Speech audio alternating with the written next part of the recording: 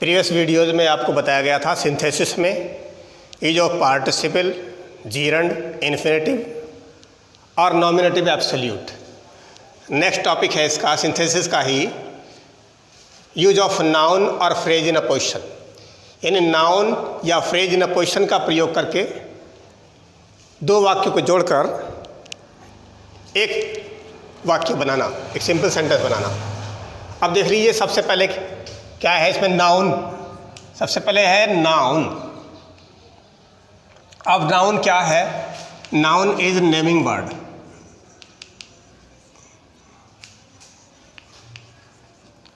Noun को आप पहले से जानते हैं, नेमिंग वर्ड्स, यानी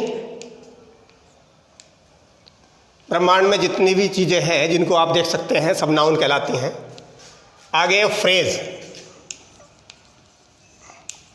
phrase A group of words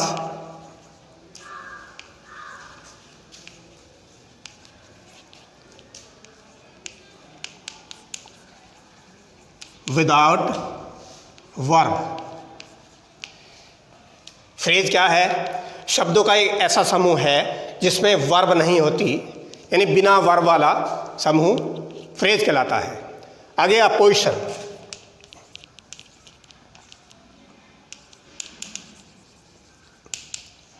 opposition वैसे शाब्दिक अर्थ अपोजिशन का है समानाधिकरण, यानी समान अधिकार वाला।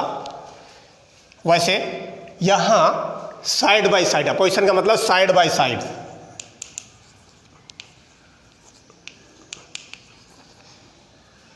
तो समझ लीजिए, इस प्रकार से वाक्य को जोड़ने में जो नाउन है उस नाउन की व्याख्या करने वाले कुछ शब्द होते हैं या शब्दों का समूह होता है, जो दूसरा नाउन हो सकता है।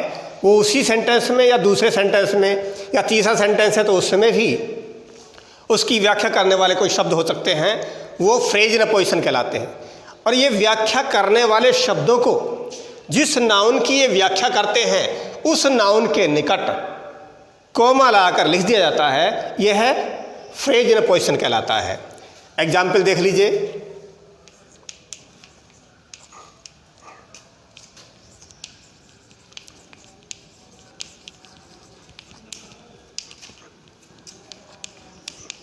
Shakespeare wrote Julius scissor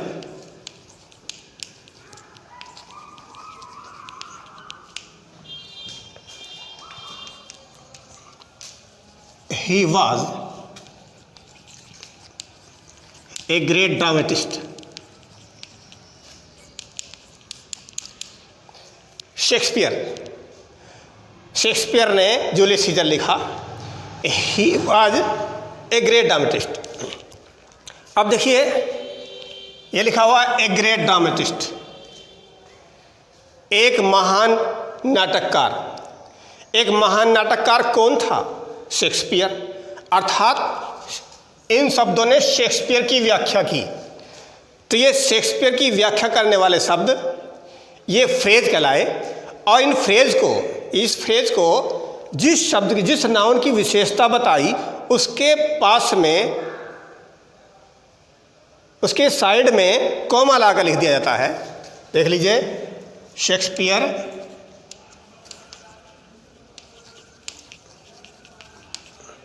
comma a great dramatist,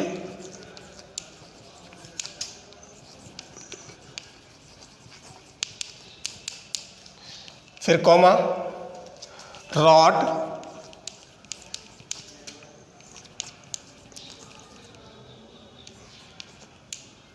Julius Caesar. अब ये जान लीजिए, यदि सब्जेक्ट के रूप में, यानी सब्जेक्ट के रूप में वो व्याख्या करने वाले शब्द सब्जेक्ट के पास लिखे जाते हैं तो उससे पहले भी और उससे बाद में भी दोनों जगह कॉमा लगाया जाता है। लेकिन अगर ऑब्जेक्ट की विशेषता बताएं ये शब्द तो केवल कॉमा लगा, शुरू में कॉमा लगाते हैं और उसके बाद फुल स्टॉप लगाते हैं। Number 2,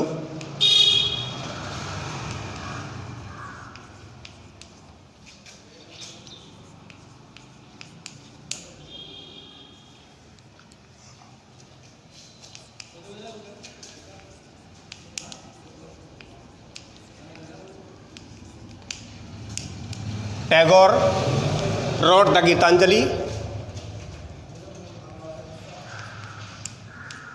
It is a collection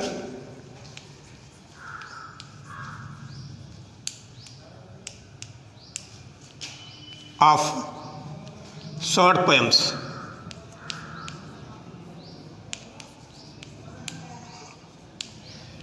दूसरा सेंटेंस है टैगोर रॉट द गीतांजलि। टैगोर ने गीतांजलि लिखी।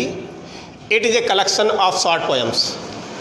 यह है शॉर्ट पोएम्स का एक कलेक्शन है, संग्रह है, एक कलेक्शन ऑफ शॉर्ट पोएम्स, एक छोटी छोटी कविताओं का संग्रह। एक कलेक्शन ऑफ शॉर्ट पोएम क्या है? गीतांजलि है। अर्थात गीतांजलि नाउन की यानी ऑब्जेक्ट की, जो इस सेंटेंस में जो ऑब्जेक्ट है उसकी विशेषता इस फ्रेज ने बताई है।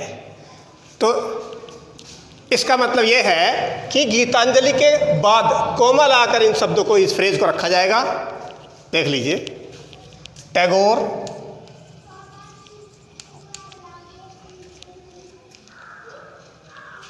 Rot the Geetanjali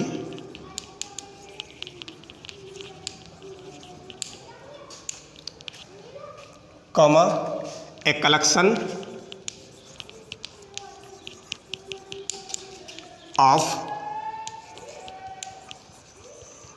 short poems.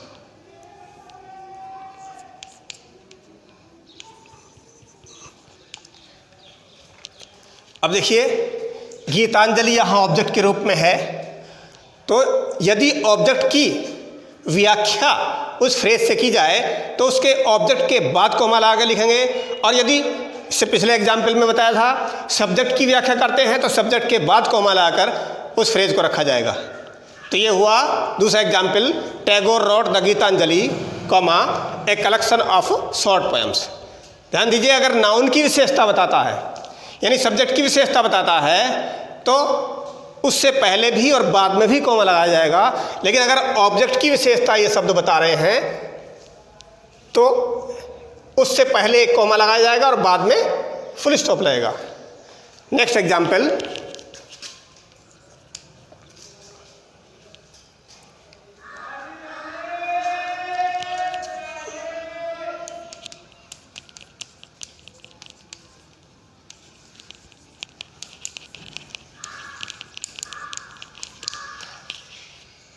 Pandit Nehru was the first prime minister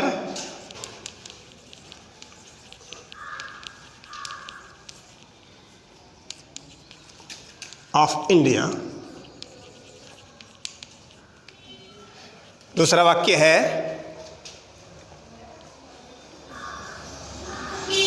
he was born at Allahabad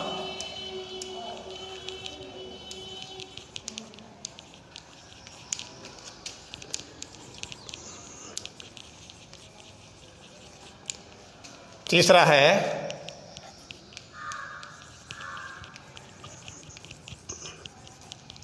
Allahabad is a famous city. अब देखिए इस वाक्यों को किस प्रकार से जोड़ेंगे। तीन वाक्य हैं। Pandit Nehru was the first prime minister of India, पहला सेंटेंस। दूसरा है he was born at Allahabad, दूसरा, और Allahabad is a famous city. तो तीन वाक्यों को भी हम जोड़ सकते हैं। देख लीजिए किस प्रकार से।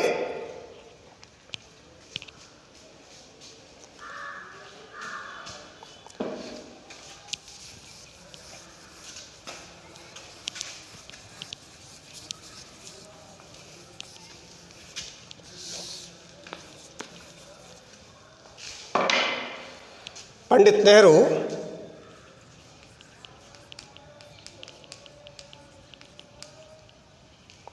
अब पंडित नेहरू की विशेषता, ये पंडित नेहरू की व्याख्या किन शब्दों में की है? The first prime minister of India. तो पंडित नेहरू के बाद कोमा लगाएंगे, आगे लिखेंगे the first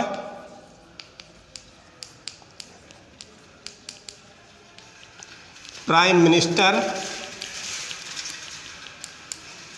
of India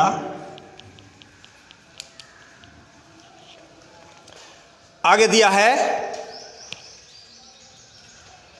was born at Allahabad, फिर यहां भी कॉमा लगा देंगे, वाज बोर्न एट इलाहाबाद।